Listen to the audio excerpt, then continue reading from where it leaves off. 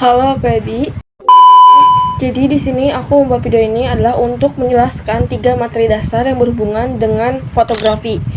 Materi yang pertama yaitu tentang segitiga exposure, yang kedua yaitu lighting atau pencahayaan, yang ketiga yaitu komposisi dalam sebuah fotografi. Langsung masuk ke materi yang pertama yaitu tentang segitiga exposure. Jadi apa sih segitiga exposure itu? Segitiga exposure itu adalah settingan dasar yang perlu kita ketahui sebelum kita memulai fotografi. Nah, segitiga exposure ini terdiri dari 3 elemen yang saling berkaitan. Elemen yang pertama yaitu aperture atau bukaan diafragma lensa. Ini untuk mengatur cahaya yang masuk ke dalam lensa kita. Aperture itu diukur dengan satuan f. Contoh misalkan f1 itu aperture yang kecil. Jika angkanya tinggi, maka itu aperture yang besar. Nah, apa sih maksudnya ini? Contoh jika kita memakai aperture yang kecil, f1.8 contohnya, itu akan membuat bukaan lensa itu besar dan akan menyebabkan cahaya yang masuk itu akan semakin banyak.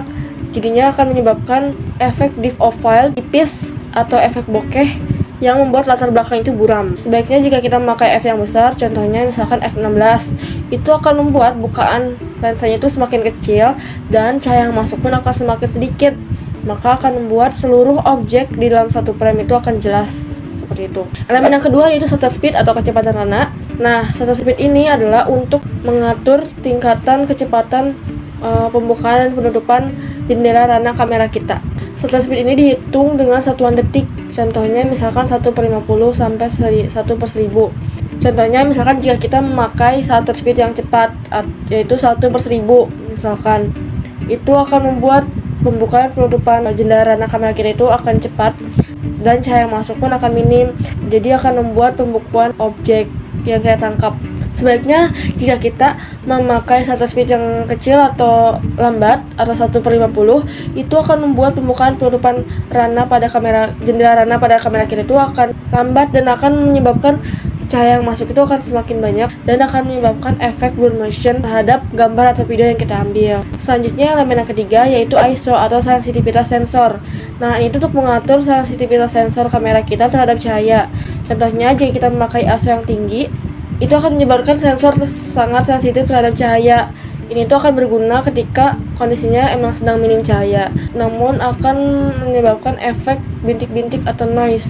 Nah, sebaliknya jika kita memakai ISO yang rendah, maka gambar atau video yang kita ambil akan lebih bagus dan lebih baik dengan noise yang minimal. Sarankan untuk menjaga ISO serendah mungkin, namun bisa dinaikkan ketika aperture atau shutter speed-nya tidak cukup untuk mendapatkan exposure yang pas. Selanjutnya materi yang kedua yaitu tentang highlight atau pencahayaan dalam sebuah fotografi. Jadi sebelum kita masuk ke materi highlight, kita perlu ketahui dulu kalau fotografi adalah melukis dengan cahaya. Nah, jadi tentunya cahaya itu sangat penting bagi fotografi ya. Ada 2 jenis cahaya yang perlu kita ketahui. Jenis cahaya yang pertama yang perlu kita ketahui adalah natural light atau cahaya yang dihasilkan oleh sinar matahari. Lalu jenis cahaya yang kedua yaitu adalah artificial light atau cahaya buatan yang dibuat oleh manusia, contohnya kayak lampu, bohlam, dan lain-lain seperti itu. Adapun peran penting lighting di dalam sebuah fotografi, ada 3 peran penting. Yang pertama yaitu untuk menciptakan mood, jadi untuk menunjukkan suasana seperti apa foto tersebut. Apakah sedang menunjukkan kesan seperti ceria, bahagia, atau sedih seperti itu.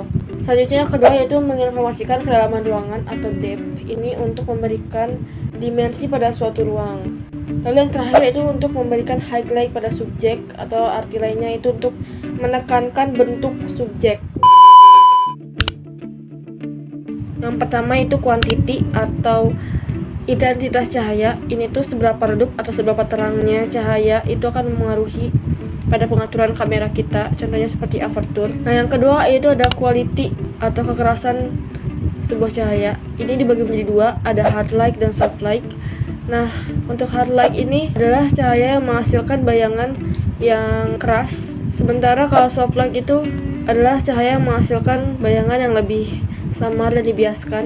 Ini perbedaan dari keduanya. Selanjutnya yang ketiga yaitu ada warna cahaya atau color temperature. Nah, setiap cahaya itu memiliki warna. Kalau pagi warnanya akan lebih hangat, kalau siang itu warnanya akan putih, lalu kalau malam itu warnanya akan menjadi biru. Warna cahaya juga akan mengaruhi mood pada foto kita. Selanjutnya yang terakhir Atau yang keempat adalah arah atau direction cahaya.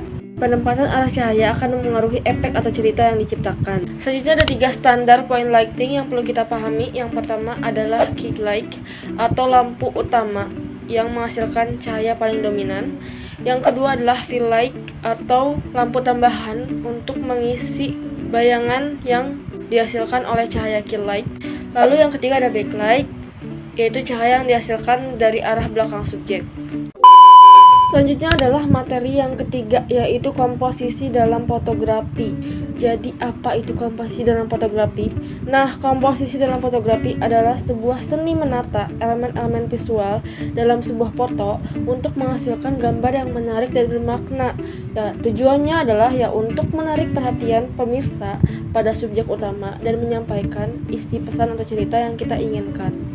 Selanjutnya ada beberapa prinsip-prinsip komposisi yang sering digunakan atau sering umum digunakan oleh orang-orang dalam fotografi.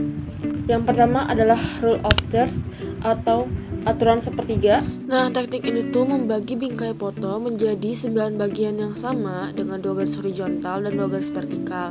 Nah, lebih baiknya tuh titik fokusnya tuh ditempatkan pada salah satu garis atau titik perpotongan garis. Nah, selanjutnya itu adalah golden ratio atau rasio emas. Nah, teknik komposisi ini tuh lebih kompleks dari teknik rule of thirds berdasarkan prinsip matematika juga untuk menciptakan keseimbangan dan daya tarik visual dari gambar yang kita ambil. Nah, lalu yang ketiga adalah leading lines atau garis pemimpin. Jadi apa maksudnya ini? Jadi ini tuh menggunakan garis dalam gambar seperti jalan, sungai, atau pagar untuk mengarahkan mata pemirsa ke subjek utama. Lalu yang keempat adalah framing atau bingkai. Nah, untuk tekniknya itu menggunakan elemen-elemen dalam foto. Jadi itu kayak pakai pintu, jendela, atau cabang pohon untuk membikai subjek utama dan memberikan kedalaman dari sebuah foto yang kita ambil.